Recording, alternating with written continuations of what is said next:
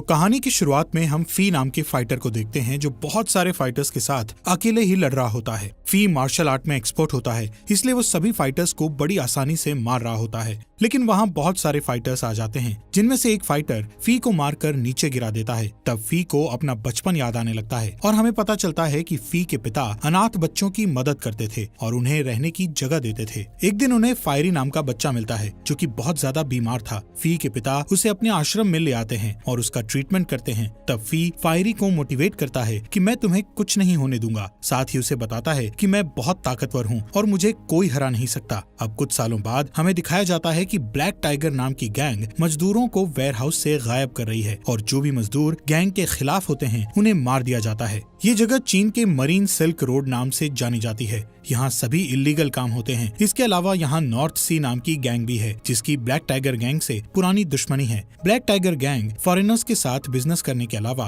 अफीम और human trafficking जैसे इलीगल बिजनेस भी किया करती है। इस गैंग के 3 बड़े बॉस हैं जिन्हें टाइगर कहकर बुलाते हैं। इसमें पहला टाइगर नॉर्थ इविल है जो कि मजदूरों का लीडर है। वहीं दूसरा ब्लैक क्रो है जो कि गैम्बलिंग बिजनेस संभालता है और इस जगह से ही सबसे ज्यादा पैसा आता है। इसके बाद तीसरे टाइगर को दिखाते हैं जिसका नाम ओल्ड स्नेक है जो कि ह्यूमन ट्रैफिकिंग करता है और बहुत ही अय्याश इंसान है। इन तीनों टाइगर्स का बॉस और गैंग का लीडर मास्टर लुई है जो कि तीनों टाइगर्स को अपना मुंह बोला बेटा मानता है। इसके बाद हम फी को कुछ फाइटर्स के साथ देखते हैं जो कि ब्लैक टाइगर गैंग में शामिल होने के लिए आ रहे थे। फी का यहाँ आने का मकसद गैंग का 4th टाइगर बनना था। अब सभी को मास्टर लुई के पास ले जाया जाता है। यहाँ लुई सभी के सामने अपने एक आदमी को जान से मार देता है क्योंकि उसने गैंग को धोखा दिया था। अब लुई जलती हुई 2 रॉड्स को उन फाइटर्स की तरफ करता है जिससे सभी डर जाते हैं, लेकिन फी बिल्कुल भी नहीं डरता। इस बात से लुई बहुत इम्प्रेस होता है और सभी के लिए चाय मंगाता है, जिसके बाद वो सभी को चाय सर्व करते हुए उनके हाथ पर चाय गिराता है। सभी फाइटर्स दर्द के कारण अपने कप को नीचे गिरा देते हैं, लेकिन फी उस दर्द को कंट्रोल कर लेता है। जिसके बाद लुई सभी से कहता है कि जो भी नॉर्थ सी गैंग के मास्टर का सर काट कर मेरे पास लाएगा उसे मैं अपना चौथा मुंह बोला बेटा मान लूंगा और गैंग का 4th टाइगर कहलाएगा। अब हमें कहानी की शुरुआत वाला सीन दिखाया जाता है जहाँ फी नॉर्थ सी के मास्टर से फाइट कर रहा होता है। दोनों के बीच बहुत ही खतरनाक फाइट होती है, पर फी मास्टर पर हावी हो जाता है और उसका गला काटकर वहाँ से जाने लगता है। लेकिन तभी वहाँ नॉर्थ सी गैंग के लोग आ जाते हैं और फी से लड़ने लगते हैं। ये वही सीन था जो हमें शुरुआत में दिखाया गया था। फी उनसे मुकाबला करता है पर आखिरी में एक फाइटर उसे नीचे गिरा देता है। तब फी का साथी बिग टूथ फी को बचाने के लिए वहाँ रखे क्रैकर्स को जला देता है, जिससे सभी फाइटर्स डिस्ट्रैक्ट हो जाते हैं और बिग टूथ मौका देखकर फी को बचाकर ले जाता है। जहाँ लुई फी के हाथ में नॉर्थ सी के मास्टर का सर देखकर उसे अपना चौथा बेटा मान लेता है। साथ ही अपने तीनों बेटों से कहता है कि वो इतने सालों में जो काम नहीं कर पाए वो फी ने एक दिन में कर दिखाया। यहाँ ब्लूटूथ फी से दोस्ती करता है और अपने बारे में बताकर वहाँ से चला जाता है। तब फी फिर से अपने बचपन की यादों में खो जाता है जहाँ वो अपने दोस्त फायरी, चुन और लिटिल फा के साथ खेल रहा था। फिर घर आने पर उसे पता चलता है कि लिटिल फा को एक आदमी पकड़कर ले जा रहा है, इसलिए फी अपने दोस्तों के साथ उसे बचाने जाता है। लेकिन वो आदमी फी को किक मारकर लिटिल फा को ले जाता है, पर अगले ही दिन फी के पिता उस आदमी को पकड़ लेते हैं। तब उन्हें पता चलता है कि उसने लिटिल फा को बेच दिया है। इसके बाद हम प्रेजेंट में देखते हैं कि जहाँ नॉर्थ सी गैंग के मास्टर का बेटा वो अपने पिता का कटा हुआ सर देखता है, तब वो कसम खाता है कि मैं अपने पिता की मौत का बदला लेकर रहूंगा। दूसरी तरफ फी गैंग के रूल के अकॉर्डिंग अपनी बैक पर टाइगर का टैटू बनवाता है। तब टैटू आर्टिस्ट उसे गैंग के बारे में कुछ खास बातें बताते हुए कहता है कि गैंग का पूरा पैसा एक ऐसे लॉकर में रखा जाता है जिसकी 2 चाबियां हैं। इन चाबियों में एक सिल्वर चाबी है तो दूसरी गोल्ड चाबी है। इन चाबियों का एक सेट लुई के पास है और दूसरा सेट उन दोनों टाइगर्स के पास है जो गैंग को ज्यादा मुनाफा देते हैं, यानी कि एक चाबी ब्लैक क्रो के पास है और दूसरी ओल्ड स्नेक के पास। अब रात में लुई सभी के सामने फी को अपना चौथा बेटा बनाता है, जिस दौरान ऑर्फन नाम की गैंग को देखते हैं जो कि ब्लैक टाइगर गैंग से बदला लेकर मजदूरों को न्याय दिलाने की कसम खाती है। जिसके बाद फी धीरे धीरे नॉर्थ सी गैंग के लोगों का खात्मा करके उनकी जगह छीनने लगता है और एक खतरनाक टाइगर बन जाता है। फी अक्सर ऑर्किड नाम की प्रोस्टिट्यूट के पास जाता है जो कि फी की अच्छी फ्रेंड थी। एक दिन जब वो ऑर्किड के यहाँ सो रहा था तब उसे हर बार की तरह लिटिल फा का सपना आता है। फी को लगता है कि शायद लिटिल फा को प्रोस्टिट्यूशन में डाल दिया गया होगा, इसलिए वो बहुत दुखी होता है। यहाँ ऑर्किड की बातों से पता चलता है कि वो फी को पसंद करती है, लेकिन फी उसे सिर्फ अपनी दोस्त मानता था। फी ऑर्किड को बताता है कि उसके पिता के दुश्मनों ने उनका अनाथ आश्रम जला दिया था। तब पिता ने सभी बच्चों की जान बचाई, पर उस हादसे में उनकी डेथ हो गई। इसके बाद फी 4th टाइगर बनने की खुशी में अपनी गैंग के साथ सेलिब्रेट करता है, जिस दौरान वहाँ नॉर्थ ईविल आता है, जो कि फी से बिल्कुल भी खुश नहीं था। जबकि फी की ब्लैक क्रो और ओल्ड स्नेक से अच्छी दोस्ती हो जाती है। यहाँ नॉर्थ ईविल फी को लड़ने के लिए उकसाता है, पर फी खुद पर कंट्रोल करता है। यहाँ पता चलता है कि नॉर्थ ईविल और ब्लैक क्रो की भी आपस में नहीं बनती। तभी ब्लैक क्रो नॉर्थ ईविल का मजाक उड़ाता है, जिससे नॉर्थ ईविल उससे लड़ने के लिए खड़ा हो जाता है। तभी वहाँ लुई आ जाता है और दोनों को डांटने लगता है। जिसके बाद हम फी के बचपन के दोस्त फायरी और चुन को देखते हैं, जो कि अनाथ बच्चों का ख्याल रखते हैं और ऑर्फन गैंग चलाते हैं। यहाँ फायरी चुन को एक ब्रेसलेट देता है, पर चुन उस ब्रेसलेट को वापस कर देती है। असल में फायरी चुन से प्यार करता है, लेकिन चुन फी को पसंद करती थी। अगले दिन हम कुछ बिजनेसमैन को देखते हैं, जो लुई से 300 मजदूरों को विदेश भेजने की डील करते हैं, जिसके लिए लुई मान जाता है और 300 मजदूरों को किडनैप करके उन्हें विदेश भेजने का सोचता है। इसके बाद फी लुई से पूछता है कि कुछ मजदूर विदेश जाकर काम करना चाहते हैं, तो उन्हें किडनैप करने की क्या जरूरत है। जिस पर लुई बताता है कि बिजनेसमैन उन मजदूरों को हमेशा के लिए खरीदने वाले हैं। यहाँ लुई फी से वू को ढूंढने के लिए कहता है, क्योंकि लुई को लगता है कि वो अपने पिता का बदला जरूर लेगा। दूसरी ओर फायरी और चुन को पता चलता है कि एक बच्चा बीमारी के कारण मर गया है, जिस वजह से वो बहुत दुखी होते हैं। इसके बाद हमें फिर से फायरी और फी का अतीत दिखाया जाता है, जहाँ वो दोनों अपने पिता की मौत का बदला लेने आश्रम में आग लगाने वाले आदमी के पास जाते हैं, लेकिन किसी ने पहले ही उस आदमी को मार दिया था। तभी फी के पिता का एक दोस्त वहाँ आता है, जो कि एक मंक है। वो उन दोनों को अपने साथ ले जाता है और कई सालों तक उन्हें मार्शल आर्ट्स की ट्रेनिंग देता है। साथ ही उन्हें सिखाता है कि बदला लेने से अच्छा लोगों की रक्षा करना होता है। फिर एक दिन दोनों की ट्रेनिंग कंप्लीट हो जाती है। तब दोनों मिलकर ऑर्फन गैंग बनाते हैं और लोगों की मदद करने का डिसाइड करते हैं। यहाँ हमें पता चलता है कि फी ब्लैक टाइगर गैंग में मजदूरों को बचाने के लिए शामिल हुआ है। इसके बाद हम चुन को देखते हैं, जो कि लोगों के कपड़े सिलने का काम करके यहाँ रह रही थी। तभी ऑर्किड उसे देखती है और उसे सिलने के लिए अपने कपड़े देती है। असल में चुन इस काम के जरिए वो फी को मैसेज भेजा करते थे। यहाँ फी चुन के बैग में एक मैसेज रख देता है। ऐसा करते हुए उसे ऑर्किड देख लेती है, जिसके बाद फायरी और चुन उस मैसेज को देखते हैं, जिसमें ओल्ड स्नेक के पास सोने वाली चाबी होने का जिक्र होता है। इसलिए अगली सुबह ऑर्फन गैंग प्लानिंग करके ओल्ड स्नेक से चाबी छीन लेते हैं। तब ओल्ड स्नेक अपने लोगों के साथ चुन का पीछा करता है और उसे पकड़ लेता है, लेकिन तभी वहाँ फायरी और उसके साथी आकर ओल्ड स्नेक पर अटैक करते हैं और उसे जान से मार देते हैं। इसके बाद वो उसकी चाबी की कॉपी लेकर उस चाबी को वापस उसकी पॉकेट में रख देते हैं।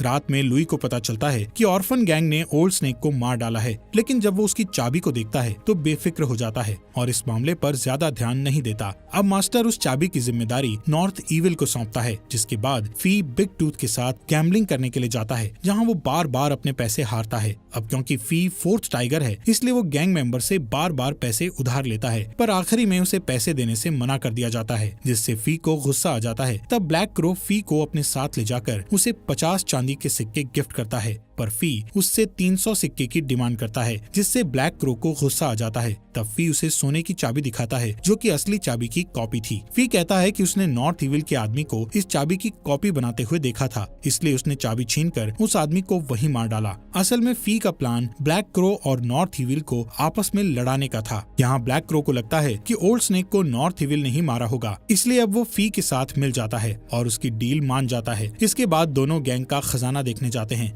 ब्लैक क्रो बहुत खुश होता है, क्योंकि अब उसके पास दोनों चाबियां थी। रात में फी मछली पकड़ने जाता है, जहाँ फायरी भी मछली पकड़ रहा था। फी उसे मछली देते हुए कहता है कि बड़ी मछली फंस चुकी है। तब फायरी घर आकर फी का मैसेज देखता है, जिसमें खजाने का मैप था। अगली सुबह चुन ऑर्किड की ड्रेस लौटाने के लिए आती है, जिसमें उसने फी के लिए एक मैसेज रखा था। ऑर्किड चुन से जेलस होती है, क्योंकि फी चुन को पसंद करता है, इसलिए वो चुन से झूठ बोलती है कि फी अक्सर उसके कपड़े फाड़ देता है। इस बात से नाराज होकर चुन फी को देखे बिना ही वहाँ से चली जाती है। यहाँ फी मैसेज देखता है, जिसमें लिखा था कि वो अगले दिन अपना काम शुरू कर देंगे। जिसके बाद लुई फी को अपने हथियार दिखाने के लिए ले जाता है। लुई बताता है कि ओल्ड स्नेक के मरने के बाद उसे लगता है कि कोई उसके खिलाफ षड्यंत्र रच रहा है। तभी वो अपने लोगों के साथ वहाँ आ जाता है और उनके बीच फाइट शुरू हो जाती है। लुई भी मार्शल आर्ट में एक्सपर्ट होता है, इसलिए बड़ी आसानी से अपने दुश्मनों को मारने लगता है। वहीं फी और वू के बीच फाइट होती है। वो फी पर हावी हो रहा होता है। इसी बीच वू के और भी लोग लोग आ जाते हैं जिनसे लड़कर लुई उन्हें मारने लगता है। दूसरी ओर वू फी पर कंटिन्यू अटैक करता है, तब लुई आकर उसे बचाता है, जिसके बाद फी मौका देखकर वू का हाथ काट देता है, पर फी उसे जान से मारना नहीं चाहता था, इसलिए लुई फी की तलवार पर किक करके वू को मार देता है। दूसरी ओर ऑर्फन गैंग लुई के अफीम वेयरहाउस को जला देती है, जिस दौरान फायरी को लुई के लोग देख लेते हैं और उसका पीछा करने लगते हैं। दूसरी तरफ ब्लैक क्रो चुन को भागते हुए देखकर उसका पीछा करता है। इधर मास्टर को कुछ समझ नहीं आता, तब फी इस मामले को सुलझाने के लिए वहाँ से चला जाता है। इसके बाद हम फायरी को उन लोगों से लड़ते हुए देखते हैं, लेकिन ज्यादा लोगों के कारण फायरी वहाँ फंस जाता है और वो लोग उसे पकड़ लेते हैं। वहीं ब्लैक क्रो चुन का पीछा करते हुए एक घर में पहुँच जाता है, जहाँ फी अपने लोगों के साथ पहले से ही उसका इंतजार कर रहा था। यहाँ पता चलता है कि चुन के पेरेंट्स को ब्लैक क्रो ने मारा था। अब वो सभी मिलकर ब्लैक क्रो को मार डालते हैं और उससे दोनों चाबियां चुरा लेते हैं, जिसके बाद फी चुन को बताता है कि वो भी उससे प्यार करता है और अगले ही दिन फायरी को ये बात बता देगा। चुन उससे ऑर्किड के बारे में पूछती है, जिस पर वो बताता है कि ऑर्किड सिर्फ उसकी दोस्त है। अब जैसे ही फी ब्लैक टाइगर के हेडक्वार्टर में जाता है तो देखता है कि उन लोगों ने फायरी को पकड़ लिया है। मास्टर लुई फी से उसे मारने को कहते हैं, तब फायरी लुई को बताता है कि उसका खजाना चोरी होने वाला है। ये सुनकर लुई अपने लोगों के साथ वहाँ निकल जाता है। तभी हम देखते हैं कि चुन सभी गरीबों के साथ मिलकर खजाने की चोरी कर लेती है। यहाँ फी फायरी को बचाने के लिए कहता है, जिस पर फायरी उसे ऐसा करने से मना कर देता है। असल में फायरी नहीं चाहता कि लुई को फी की सच्चाई का पता चले, क्योंकि उनका मिशन अभी पूरा नहीं हुआ था। फी उसे बचाना चाहता था, पर तभी वहाँ लुई अपने लोगों के साथ आ जाता है, जो फी को फायरी की जबान काटने को कहता है। लेकिन तभी गैंग के लोग ब्लैक क्रो की बॉडी लेकर आ जाते हैं। बॉडी चेक करने पर उन्हें ब्लैक क्रो की चेस्ट पर नॉर्थ इविल की छड़ी का निशान दिखाई देता है, जिससे लगता है कि नॉर्थ इविल ने ही ब्लैक क्रो को मारा है। असल में फी ने नॉर्थ इविल की छड़ी की कॉपी से ब्लैक क्रो के चेस्ट पर वो निशान दिया था। नॉर्थ इविल लुई से कहता है कि उसे फंसाने के लिए किसी ने ऐसा किया है और गुस्से में आकर फायरी को सब कुछ सच बोलने को कहता है, जिस पर फायरी उसके कान में कहता है कि वो कुछ नहीं बताएगा और अचानक ही अपनी गर्दन को ओल्ड स्नेक की तलवार के पास लाकर काट लेता है, जिससे फायरी की वहीं पर डेथ हो जाती है। अब सबको लगता है कि नॉर्थ इविल ने जानबूझकर फायरी को मारा है, लेकिन लुई को अभी भी शक था कि इन सब के पीछे किसी और का हाथ है। यहाँ फी फायरी की मौत से दुखी होकर उसके साथ बिताए अच्छे दिनों को याद करने लगता है। इसके बाद हम फी को ऑर्किड के पास देखते हैं। फी बहुत रोता है और ऑर्किड को फायरी की मौत के बारे में बताता है। फी को समझ नहीं आ रहा था कि वो अब फायरी के बिना उन 300 मजदूरों का पता कैसे लगाएगा। साथ ही नॉर्थ इविल को भी उस पर शक हो गया है। तभी हम देखते हैं कि बिग टूथ फी की बातें सुन रहा है, लेकिन वो इसके बारे में किसी को नहीं बताता है। फी बाजार में आकर नोटिस करता है कि लुई के लोग चारों तरफ फैले हुए हैं, लेकिन वो ऑर्फन गैंग को अलर्ट रहने और मिशन को अवॉइड करने का सोचता है। फी एक स्टोरी सुनाने वाले आदमी के पास जाता है और उसे एक ऐसी स्टोरी सुनाने को कहता है जिसे सुनकर ऑर्फन गैंग तक उसका मैसेज पहुंच जाएगा। फी का ये प्लान काम करता है और सभी लोग अलर्ट हो जाते हैं। लुई जब उस स्टोरी को सुनता है तो उसे समझ आ जाता है कि किसी ने उन लोगों को अलर्ट करने के लिए उस आदमी को स्टोरी सुनाने का बोला होगा। इसलिए वो आदमी उससे पूछता है कि ये स्टोरी सुनाने का किसने कहा, पर वो आदमी अंधा होता है। इसलिए मास्टर उसे आवाज पहचान कर उस आदमी का पता लगाने का बोलता है। मास्टर के सभी लोग एक एक करके उसके कान में उसकी स्टोरी का नाम लेते हैं, पर फी उस आदमी के कान में कहता है कि मैं उसी गैंग का मेंबर हूँ जिसने कल रात सबको खजाना दिलाया था।